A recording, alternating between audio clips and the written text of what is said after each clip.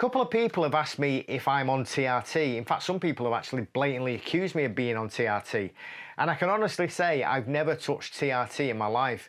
That's not to say I'm opposed to it. I've got no problems with people taking TRT. I just don't do it. Whether I will do it in the future remains to be seen. It's something that I've been researching at the moment. I'm kind of, dabbling with the idea, but I don't really need it.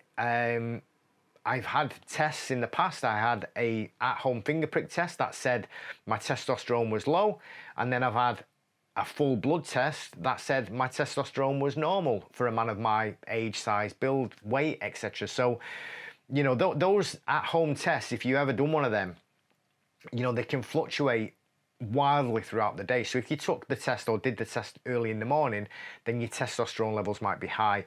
If you do it in the afternoon, they might be lower, and if you do it in the evening, then they might be lower still, because it fluctuates that much throughout the day. So I wouldn't, take that as evidence that you need to have TRT.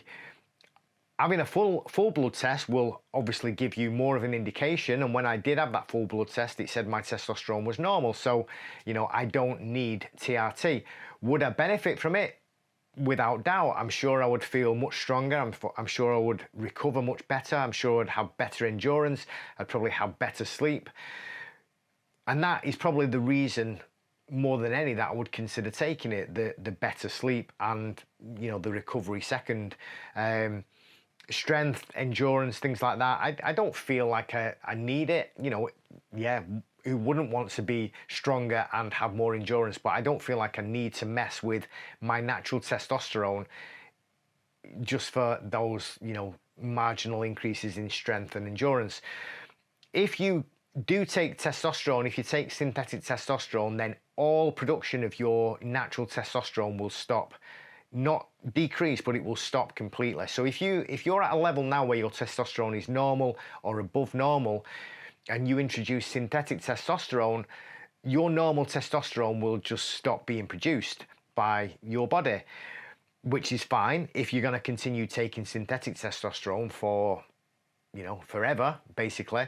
But if you decide to come off it at any point down the line, whether it's a month, 2 months, 3 months, for whatever reason, if it doesn't agree with you or the side effects are, something that you just don't want to put up with, then bear in mind that the levels you are at naturally prior to taking synthetic testosterone may never recover. You might get some of it back, you might not get hardly any of it back. Some people get back to where they were at before taking synthetic testosterone, and some people don't. So that's a risk, you've got to take, and you need to weigh that up if it's something that, you're prepared to risk. There are obviously other side effects as well. Shrinkage of the testicles and production of sperm is probably the biggest one. So if you're considering having a baby, which you're probably not if you're in your 40s or 50s, maybe you are. We do worse things than that, don't we, in our 40s and 50s, like doing jiu-jitsu, for example. But if you are considering, having children, certainly if you're younger than 40, 30s, 20s, whatever, bear that in mind. It will have an impact on your ability to produce sperm, or good sperm. So you will need to take something alongside it, like HCG, which will help that. So that will be a separate injection in itself. So bear that in mind as well. Obviously, there's other side effects as well, like, mood swings and irritability and acne, I believe.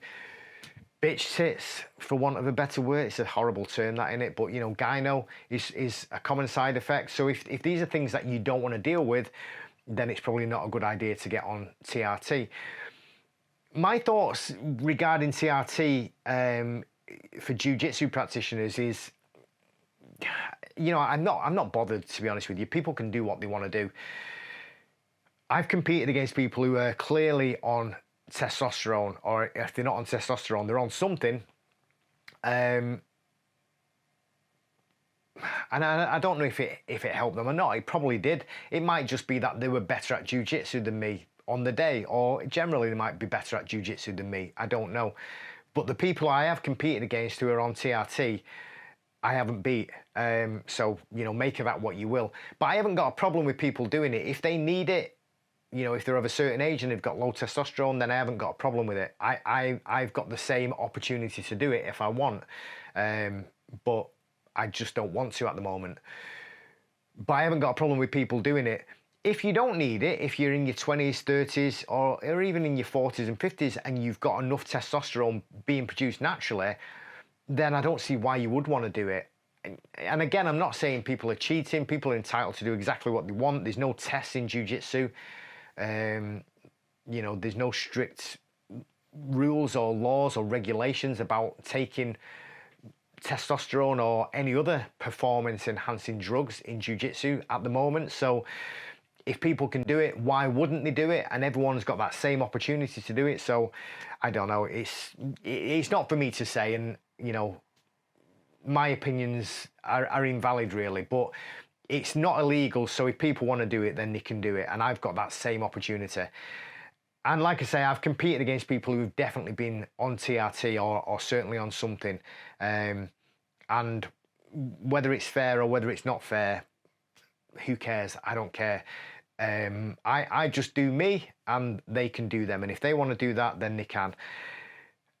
If I do decide to take testosterone at any point in the future, then I will certainly do a video on it here and let you know what my experiences of it are. But like I said, I'll probably only take it for the sleep and recovery side of things rather than increased endurance and strength. The only other drugs that I've ever taken and put into my body are SARMs, notably Ostarine, which is supposed to increase strength and endurance, I believe. I didn't feel any benefits from taking SARMs. I think I only took SARMs for about 2 months. And the only other thing I've ever taken or injected into my body is peptides, BPC 157, TB 500, and ipamorelin. All of those peptides are for injury repair and recovery and that kind of thing. I personally didn't feel any benefits from them either. I've got a video, I'll leave a link at the end, wherever it is somewhere. You can watch that video if you want. But I didn't feel any benefits from those peptides. It's difficult for me having an autoimmune disorder and arthritis and something called enthesitis to know where my pain's coming from. I'm in chronic pain daily, and that can range from a 5 out of 10, 6 out of 10, right up to a 9. I won't go to 10 because 10 out of 10 is pretty serious, but maybe a 9 out of 10 on a daily basis every day. I'm trying to manage that with other medication, which doesn't really touch it. So it's difficult to know if any pains I'm feeling. So for example, in my elbow, I don't know if it's because I've got chronic inflammation in the tendons and ligaments and it's a flare up of my autoimmune condition, or I don't know if it's tendonitis. So taking peptides, and it doesn't touch the pain. So I don't know if it has eased the pain from any kind of tendonitis, and what I'm experiencing is just, from my day-to-day condition anyway. It's very, very difficult for me to say. So I'm not saying that peptides are useless.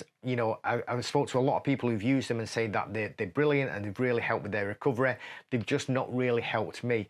But I probably will do another cycle of peptides just to see if I have any, any positive results from it. I've got a tear in my calf at the moment that's really, really painful. So I'll probably inject directly into that muscle and just see if that heals, better or quicker than I'm expecting it to. I'm expecting maybe 6 to 8 weeks. Maybe it'll take 2 weeks.